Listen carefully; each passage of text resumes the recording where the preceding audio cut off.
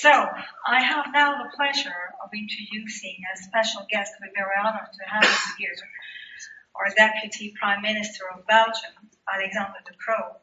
And I will give him a bit of a challenge, because I learned something this morning when I was listening to Cecilia's story on European Commission and the leadership role they're talking and taking in digital. She was mentioning Estonia.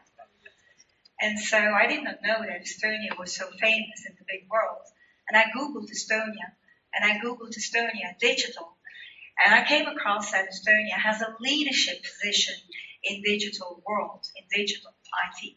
So I said, okay, we'll have to give this to our Deputy Prime Minister as a challenge, that we have to look and to be as beautiful as Estonia in the digital world.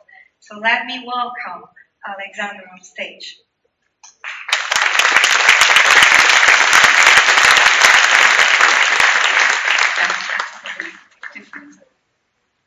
This works? Yes, this does work. Good evening, and thank you for the invitation. And I'm not going to talk about Estonia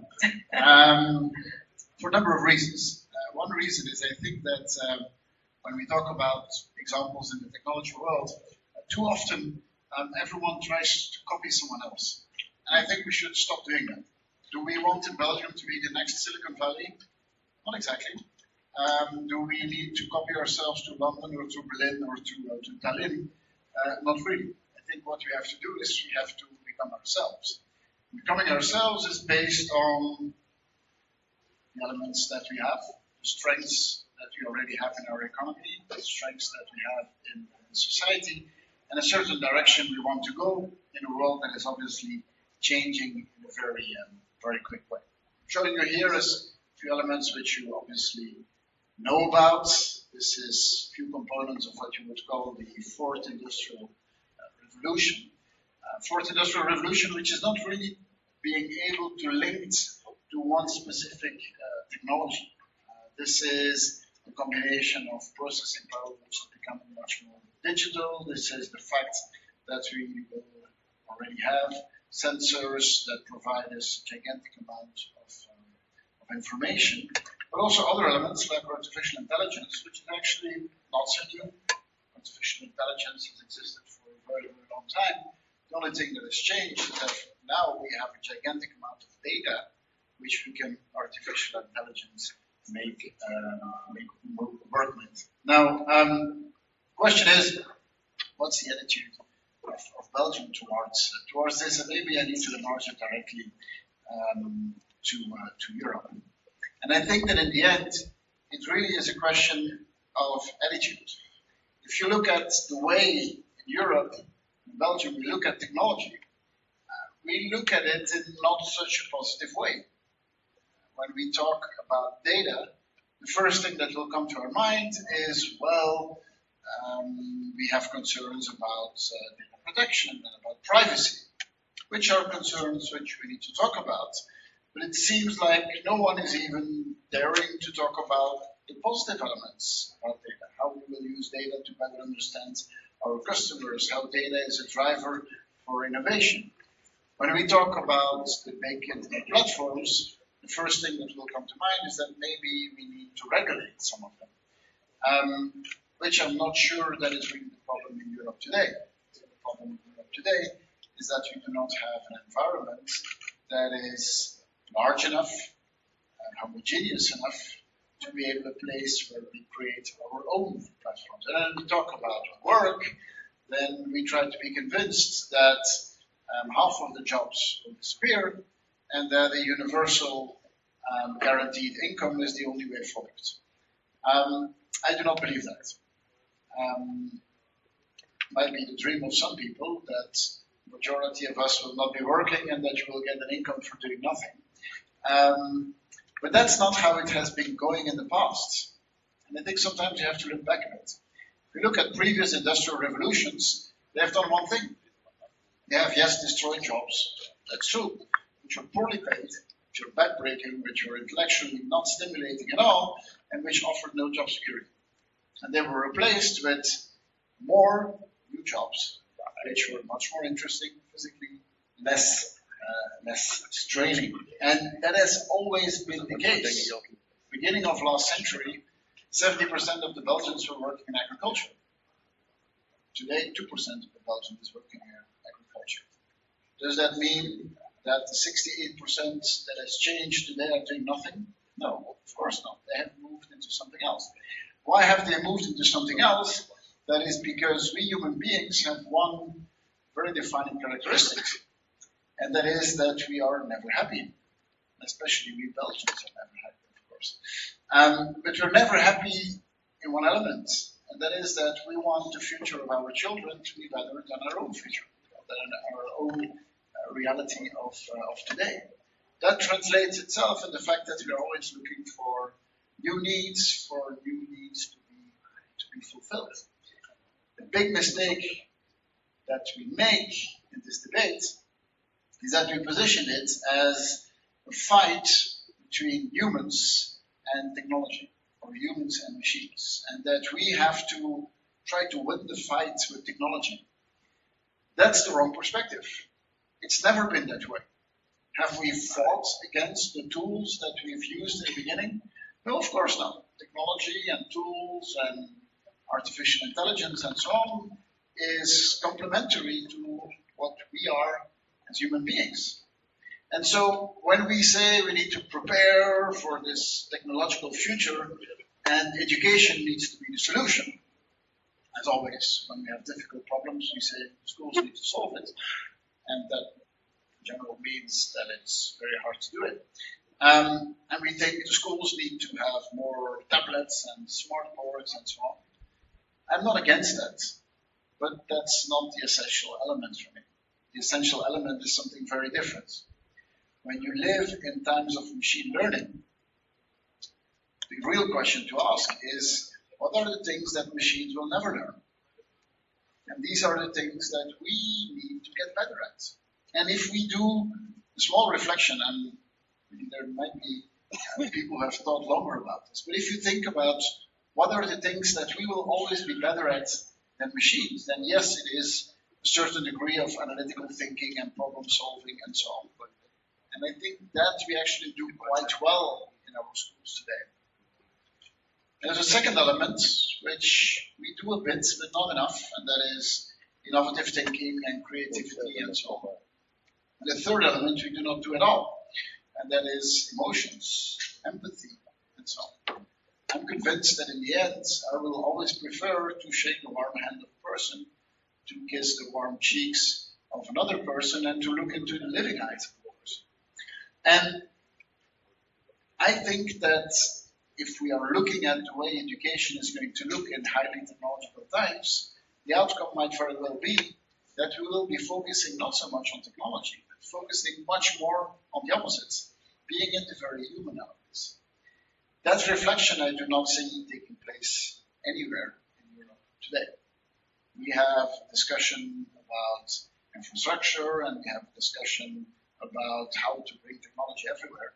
And that's fine. That will happen in any case. The private sector will do that. But making sure that all of us are ready for this highly technological time, and making sure that everyone, and not just a small part of the population, but everyone has the skills to have value added in these highly technological times, I do not see that happening today. It is something I think where we have to put much more effort in the years to come. Now that I think is one element where governments have a role to play. You might remember that 15 years ago, when politicians started to go to Silicon Valley and ask the question to those ambitious, shiny entrepreneurs, what should we do? Very often they said, get out of the way as soon as you can. And the less you do, the better it will be. I think that is still valid for a number of domains in Belgium. I think there's still a few domains where we could get out of the way. But I do not think it's true for everything. I think there's a few domains where we actually have a very active role to play. One of them definitely is education. And I think that it is a domain that is not enough emphasized, for example, by the European Commission. The second element is that we can create certain markets. We can create certain environments where things can happen. And then we have to have a different attitude towards the way we regulate things. If you look in Europe today, our regulation in general is built on one premise. And that one premise is that if you give people too much freedom, they will probably do stupid things. Our regulation is built on mistrust. It's built on the idea that you have to be very precise on what you can do and assume that all the rest you cannot do. If you look in our legislation will say you're allowed to do A, B, and C, and everything which is not enumerated there by definition you cannot. I think it needs to be the other way around. I think we need to be very clear on what we do not want, and we have to be much clearer than today on what we do not want. And then we say, you know, all the rest, please go ahead. Please, let's try. I think that in general, if you give people freedom, they rather try to do good things, and you might have 1% of the population who's trying to abuse it. But why would you take opportunities away from 99% of the population just because 1% might have bad intentions? That means that as a public authority, you have a different role to play. That means that you're more playing on trust. It means that you have to be much quicker, much closer to the ball. It means that you have to monitor what happens and intervene if there is a good reason to do so. And let me give you one concrete example on how we are doing that. Big data and health, which is a bit magic combination of fear. Big data is something that scares people. Big data with your healthcare records, that's like the ultimate thing not to do. And you will have very, very vocal voices telling you you can never share, for example, our medical data with the pharmaceutical industry. There's no way you should do that. Depends on your perspective. If you talk with someone who is a patient of a chronic disease, he will tell you a very different story. He or she will tell you, well, can I please share my data? Because I'm convinced that the data on the way my body reacts to this is actually a useful thing and can improve the therapy and it can improve my life. So very often people who are very vocal against something are the people who are very far away from the benefit. Now, this could turn into a very philosophical discussion, which could be interesting. But the problem with philosophical discussions is that we are afraid that something bad might happen. And in the end, the bad things don't happen. The problem is that the good things don't happen either. So the right approach, I think, is to just try it out. And this is what we, for example, are doing in the medical sector, is we create what we call a sandbox. The idea of a sandbox is that you create a safe environment where you say, let's just try it out. We are doing that today on data related to a certain type of lung cancer, where we are sharing the data with the medical industry. We are asking patients, of course, if they agree with that. And we tell the researchers, please go ahead, play with it, try to figure something out with it, but we will be monitoring it very closely. If a problem happens, we will intervene.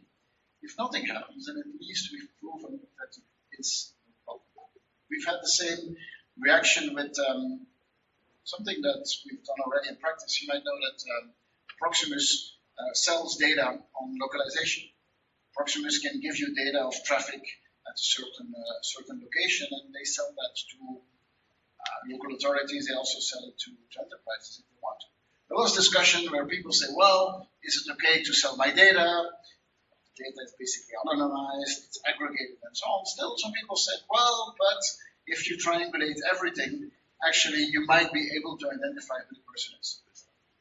One answer could be, let's not do it then. The other answer, and I think it's the right answer, is to say, well, let's try. Let's give this to some ethical hackers. Try to see if you can triangulate it. If you can, then we'll intervene. If you cannot, well, then let's assume for now that it is safe. And so, working with sandboxes is something that I think is the approach we should be using. What we are doing with medical data and sharing that to the industry, Estonia is not doing it. We are the first one doing that. And Estonia is very proud of their electronic identity card. The electronic identity card is actually the same one we had 15 years ago. 15 years ago, Bill Gates came to Belgium and said, what you are doing is amazing, I've never seen it. The problem is that we haven't done anything with it. Most of you, I think, you do not use your electronic identity card. Now you use it when you go to the pharmacy. But besides that, you don't use it that often. But now we're taking a leap forward. You might have heard of what we are doing with It's Me, joint venture of four major banks, and the mobile operator, which is basically bringing your electronic identity card to your smartphone and creating an app that you will be using for identification online. Biggest benefit is that one day you might throw away your little, what I call bakje, thing you use for financial transactions. But it is an identification mechanism that we will be able to use in any electronic environment. That Estonia is not doing. And why not? Because we've made a certain choice. We've made a choice to say, well, for certain things, let's stop developing it ourselves. Let's create an environment where it is possible. We changed the law in Belgium. The law said that identification of a person had to be provided by a public service. We've changed that. We have now said identification of a person can be done by any type of entity which is approved by ourselves. What was the problem of the electronic identity card? Is that you do not use it often enough. The volume of usage is actually quite limited. That's why you do not use it very often. You don't remember your code. The middleware that you have to use is always out of date, and so on. The banks didn't have that problem with their little bakje machine because you use it very often. So what's the right approach? Instead of trying to develop our own thing, what you say is, well, let's just use the thing that the banks are making. And it's not a monopoly. It's Me has been created. Others can do it as well. We will become a client of basically what the banks are doing. What the banks are doing is proving that you as a person, you are the person that you're basically claiming to be. That, I think, is the right approach. As a government, you create the specifications, and then you say anyone can provide this, and we will start using this. The same with what we will be doing in the future on communication of official documents. Today you will get most of your documents in the paper version. We actually have a system today for these type of documents. It's called Dockle, it's called Zoomit, there's a few of them, which are used for your invoices in all types. Again, as a government, you also need to send official documents. We used to have our own system. It was called e-box. The problem there also is that you do not use it often enough. So what are we doing now? We specified specifications for e-box, and we said to Dockle and all the others, if you want to be the letterbox for our communication, just integrate it. That again is the right way to do it, because Dockle has the volume, and we can give them much more volume. The ones using Dockle and Zoomit today are the ones who are more on the edge of using those services. If we say this is also going to be the letterbox for any communication you are giving to the government, this is going to go much more popular. And that's, I think, the way public authorities need to work in the future. We need to focus much more on giving the system trust and assuming that if we give freedom, you will in general try to do interesting things with it, and much less try to develop our own systems. Create a framework, create an environment where things are possible, and in general, when you create that environment, in general, good things will be happening. You might have heard that I'm rather optimistic on technology. It would be surprising if responsible for digital agenda would be pessimistic on technology. But that is the thing that I want to come back to. It's all about the attitude you have. We could see this digital revolution as something that is happening to us. And it is something that is happening to us and we have no way to steer it. Then you will definitely have the downsides of it. Or you could watch at it as something which is shapeable by ourselves, in which we can give a certain direction ourselves. There's no reason why in Belgium we would not have the right tools to do that.